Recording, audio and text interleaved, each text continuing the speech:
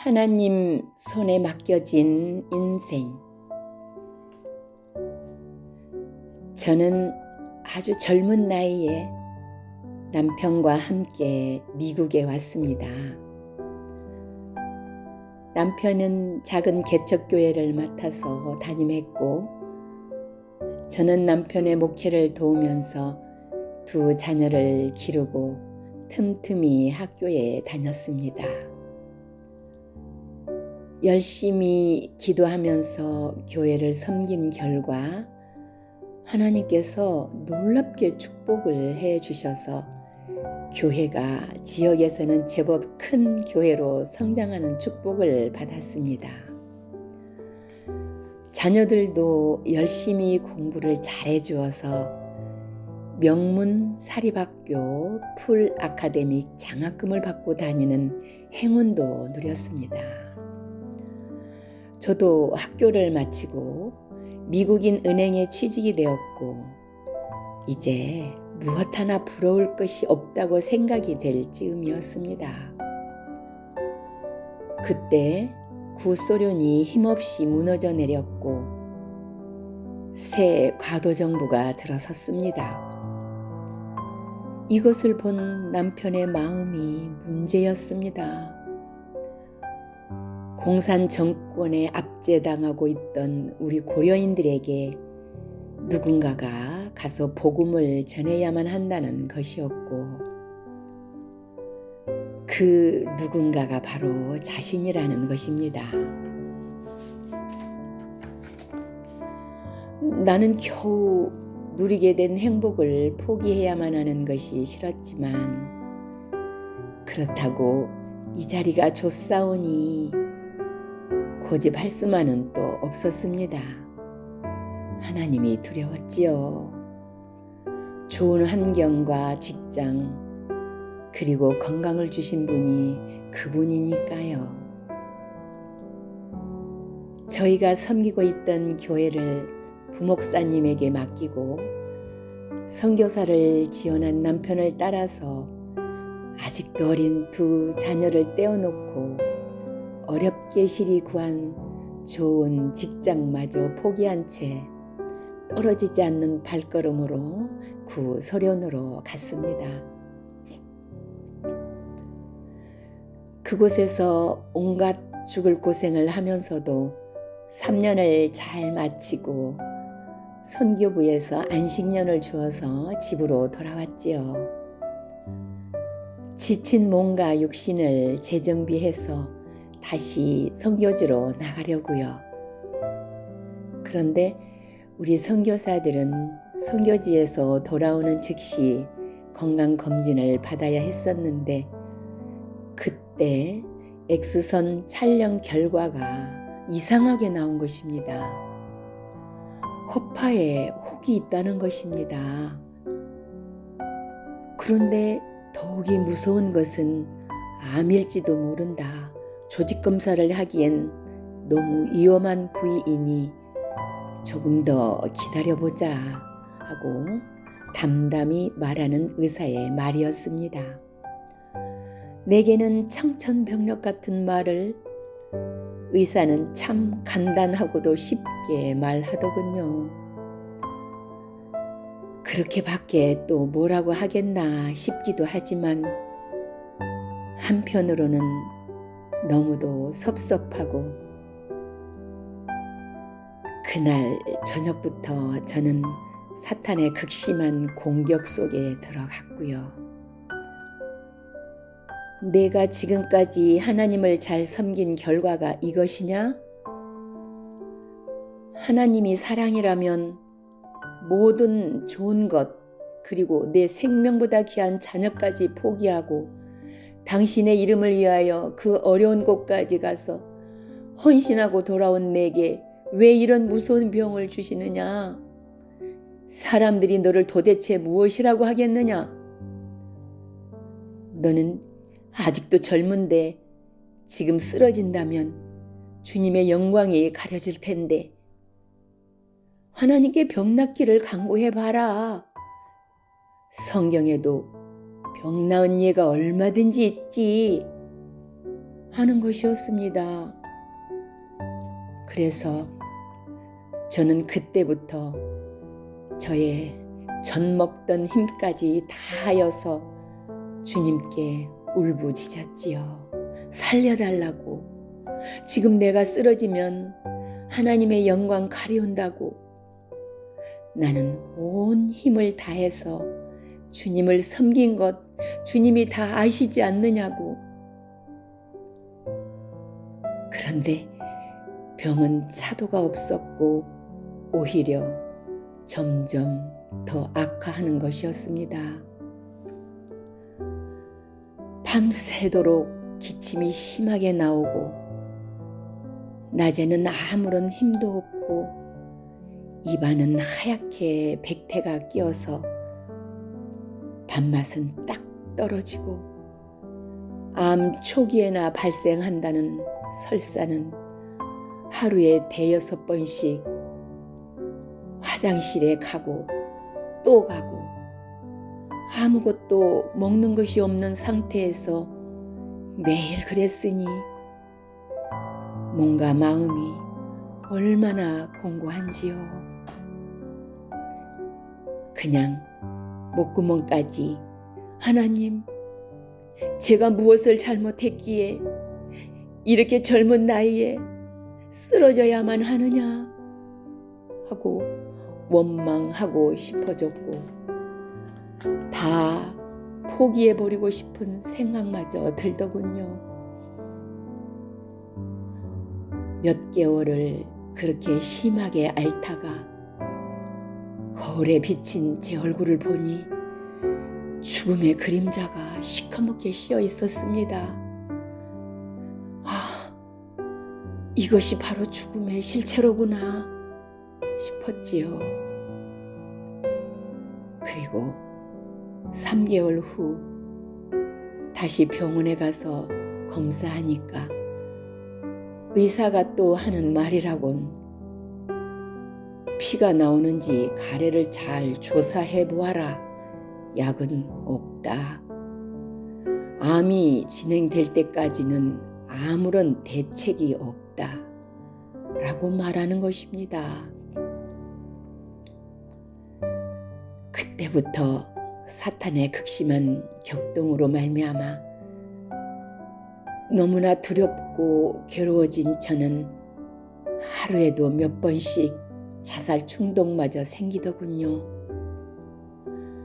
침대 위에 힘없이 배를 깔고 누워서 엉엉 소리를 내어 울고 또 울었지요.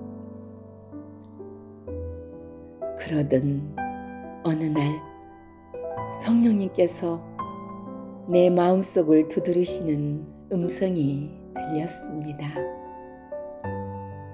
사랑하는 딸아, 너의 믿음이 어디 있느냐? 내가 지금 죽으면 천국이 아니냐? 그리고 이 세상에서 내 한 사람 죽는다고 해서 창조주 하나님의 영광이 손상될 게 무엇이냐? 주께서 오라시면 갈 것뿐인 것이 인생이 아니냐? 너는 강하고 담대하라 하시더군요. 그래서 그때부터 죽으면 죽으리라 생명을 포기하고 불평 대신 하나님께 감사 기도를 드리기로 작정을 했습니다. 그리고 하나님, 내가 나의 최선을 다해서 선한 싸움을 싸운 것을 당신은 아십니다.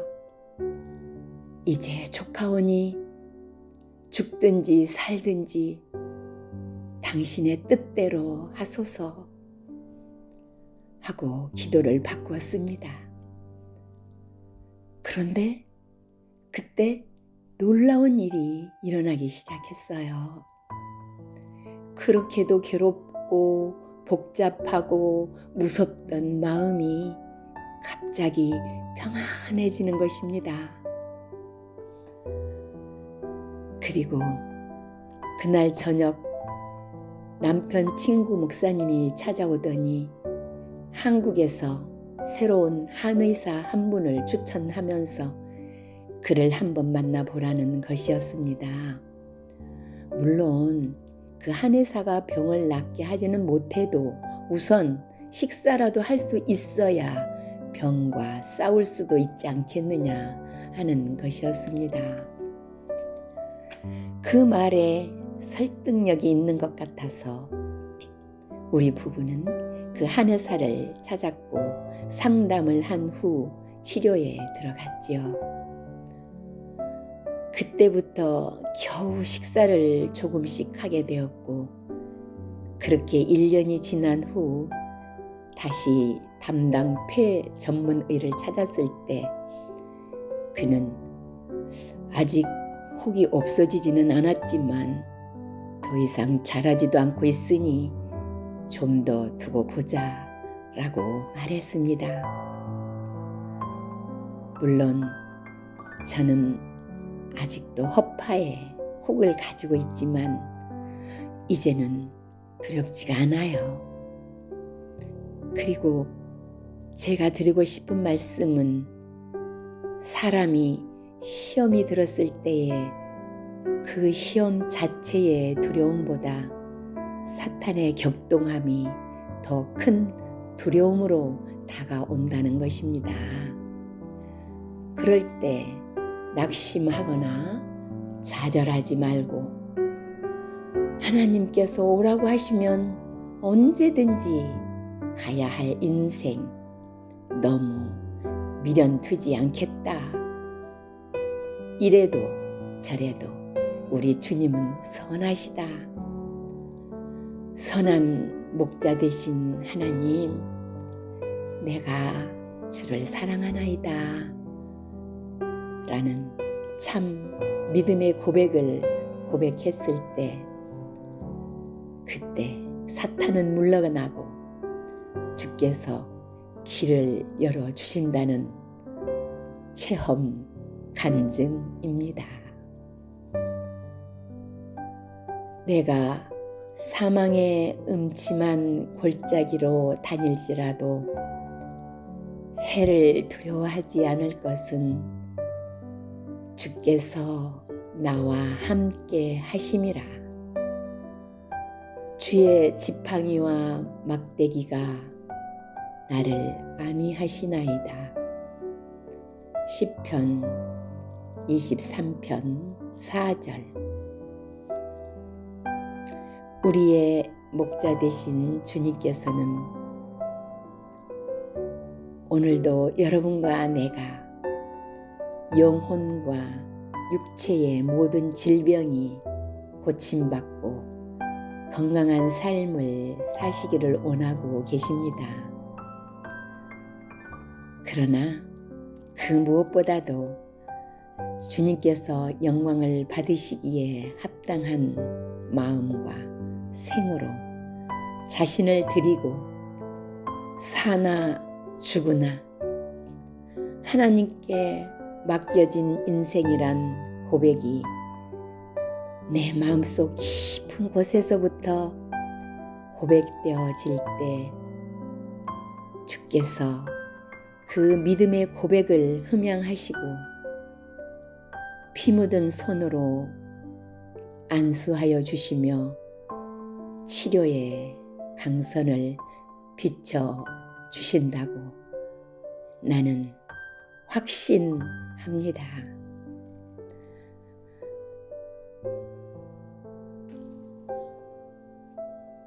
전무후무한 기적을 보다. 할렐루야. 너무나 놀라운 기적을 체험했기에 나눕니다. 데일라 형제님께서 기도 첫 시간에 간구하신 대로 저는 어제 아침 기도 시간 채팅 중 까르릉 쾅쾅 저의 평생에 처음 듣는 무서운 천둥 소리에 놀라서 손에 들고 있던 핸드폰을 떨어뜨렸고 정신을 차려서 핸드폰을 다시 주워 들었을 때는 이미 인터넷이 끊어진 상태로 캄캄했습니다. 기도 시간에 내가 갑자기 사라져서 어쩌나 발을 동동. 테일라 형제님께 내 형편을 알려야겠기에 카톡도 해보고 전화도 시도해보고 이메일도 해보았지만 모든 것이 불통이었습니다. 밖은 캄캄했습니다. 어제 밤새 내리던 장대비가 여전히 쏟아지고 있었기에 밖에 나갈 엄두조차 내지 못한 채 발만 동동 구르고 있었습니다. 그렇게 몇 시간을 지난 후 비가 멈추었기에 밖으로 나갔고 집 가까운 곳에서 지나가는 와이파이라도 잡아보려고 애썼으나 모든 것이 허사였습니다. 그래서 계속 걸어서 한참을 나가다 보니까 와이파이가 겨우 잡혔습니다. 그래서 테일라 형제님께 내 형편을 알려드리고 집으로 돌아오니까 딸내미가 말합니다. 이 동네 전체가 인터넷이 마비됐다. 스페셜리스트와 겨우 연락이 닿았는데 월요일에나 돼야 올 수 있다. 그때까지 인터넷 사용할 수 없다. 참으로 황당하고 기막힌 소식이 아닐 수 없었습니다. 가장 염려되는 것이 기도 군사들의 개인 기도 시간에 참석할 수 없다는 것이었습니다. 명색이 부운영자인데 이럴 수가. 하는 수 없이 날이 이미 어두워서 밖은 캄캄했지만 핸드폰을 들고 다시 밖으로 나가서 테일라 형제님께 알려드리면서 내일 기도 시간 1시간은 그곳 기도 시간에 맞춰 저 혼자서 기도하겠습니다 하고 묻지도 않으시는 약속을 나 혼자 했습니다. 오늘 토요일 아침 그곳 시간 밤 9시 30분 이곳 시간 아침 8시 30분 기도 시간이 시작될 때쯤 밖을 내다보니 비도 오지 않고 그늘진 것이 산책하기 안성맞춤인 날씨 같았습니다. 그래서 오늘은 아침 산책이나 나가고 기도는 다음에 인터넷이 열리면 제 방 보면서 해야겠다 하는 생각에 옷을 주섬주섬 챙겨서 입다가 생각하니까 내가 내 입으로 테일라 형제님께 한 약속 그곳 기도 시간에 혼자 기도하겠다 하고 약속을 한 것이 생각났습니다. 아, 그렇지. 내 입으로 한번 뱉은 말은 누가 보든 안 보든 지켜야 할 호람대오의 자세가 아니던가? 그래서 다시 옷을 갈아입고 방석을 깔고 앉아서 그동안 하던 대로 핸드폰을 열고 습관적으로 켜니까 이게 웬일입니까? 정겨운 테일라 로고와 함께 68회 방송이 뜹니다. 아니, 아침까지 캄캄한 인터넷이 웬일이지? 살펴보니까 인터넷 연결이 안 된 상태는 그대로인데 테일라 TV가 나오다니. 그리고 언제나처럼 부드러우면서 묵직한 테일라 형제님의 음성이 마이크를 통해 흘러나오고 나의 지금 형편을 자세히 알아듣도록 기도 군사님들께 설명하고 계신 겁니다. 그때 채팅창을 보니까 노명숙 님이 저를 기다린 듯한 말씀을 하시는 것도 읽을 수 있었지요. 반가운 김에 내가 왔어요 하고 싶었지만 인터넷이 끊긴 상태에서 남겼다가 내가 다시 사라지면 오히려 좋지 않을 것이다. 참자. 언제까지?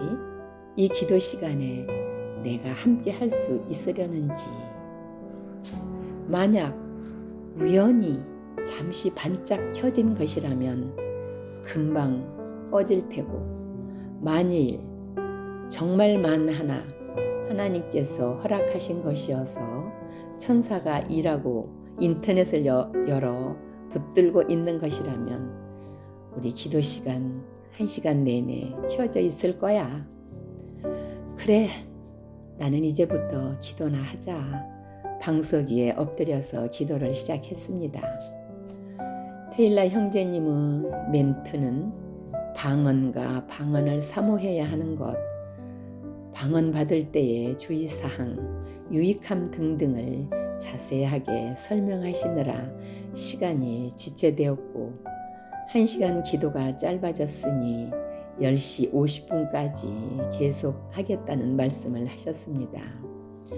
그 후에도 계속 기도가 이어지면서 예랑님, 한정희 사모님, 소은자 목사님, 그리고 맥다니엘 형제의 기도로 이어질 때까지 동영상이 잡음 하나 없이 잘 돌아가는 것입니다. 와, 인터넷이 되네. 그러나 그 후에 갑자기 딱 끊어져 지금까지 불통입니다. 할렐루야. 내가 테일라 형제님께 혼자 약속한 것도 하나님께서 모두 듣고 계셨습니다. 내가 주 앞에서 서원 아닌 서원한 것을 받으셨고 내가 그 서원을 지켰을 때 놀라운 기적으로 함께 해주신 주님을 찬양합니다.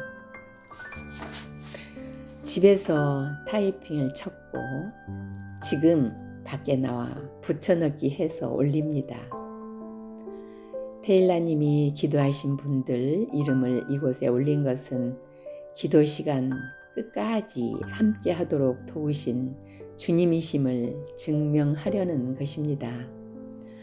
이로써 하나님께서 우리 테일라 기도 시간을 얼마나 귀하게 보고 계신 것인가 증명이 되리라 믿습니다. 샬롬.